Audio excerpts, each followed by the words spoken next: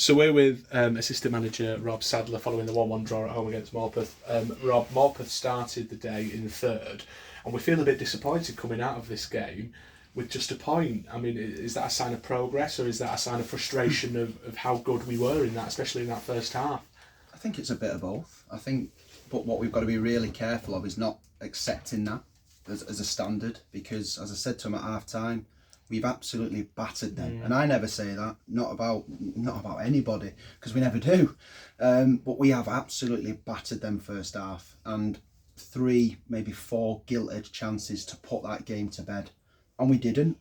And that's the danger at this level, because, as I said to him at half time, if you don't put them away, it'll be a set piece that will get them back into the game. And ultimately the quality from Noble with a free kick, that's what it was. But it's so frustrating. It's so frustrating. It is another 2 points dropped, but in answer to your question, it is progression, but that's not good enough, because being the nearly men and not turning those draws into wins will ultimately cost us, and it's cost us today.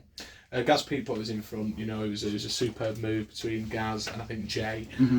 Jay chased down that ball, kept it in play, passed it on to Gaz, and he just rifled the ball into the back of the net. For Jay to even have got to that ball, which seemed to be going out, kind of speaks of the kind of tenacity of the squad, and ultimately they left everything on that pitch at the end of the 90 minutes, didn't they? And that's the frustration, because, as I said to them last week and I said to them again, the mixed emotion of pride and frustration, I've never known anything like it, because they absolutely have emptied themselves again, and ultimately have only got a point. And you're right, the tenacity for Jay to go and win the ball back. I thought we were brilliant first half. We ran all over them. They've changed their shape to a 3-5-2. And Gaz got loads of joy down the left hand side. Jay and Marcus caused the murders, but ultimately it wasn't enough, because you've got to be clinical in the 18-yard box. And I think for us, how ruthless we are defensively with the amount of clean sheets we've kept this season. If we can match that at the top end of the pitch, then we will climb the league. But if we don't, then we'll continue to drop points, because we don't finish sides off. You mentioned the defence. I mean, obviously they scored their equaliser through a fantastic free kick. But apart from that, Nico made some superb saves, namely about 5 minutes before, inches from him, a reflex stop that even the Morpeth players just kind of stood back and went, how? Unbelievable save. And as I said at half time, very similar to Belper, they come out second half and they were better. And they put us on the back foot, and Nico's made a save at 1-0 to keep us in the game.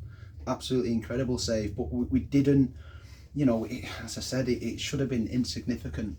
It should have been 3 or 4 at half time, and then it doesn't matter as much. And you're not, it's on a knife edge, because we've not put them to bed. Defensively we're very solid again. It took a set piece and a piece of quality to undo us, and that's all it was going to be today. But yeah, frustrating. So looking ahead to Radcliffe then on Tuesday, what are the lessons do you think that we need to learn? That's 100% what I've said to them, and they have to learn lessons. They have to learn that this level is absolutely relentless, and if you don't put the ball in the back of the net, then you won't win football matches. So hopefully on Tuesday we'll put the ball in the back of the net and we'll win the game. But it's hard, because there's plenty of positives from the performance, but then there's also, the biggest negative is, again, we've not come away with 3 points. Brilliant. Cheers, Rob. Cheers.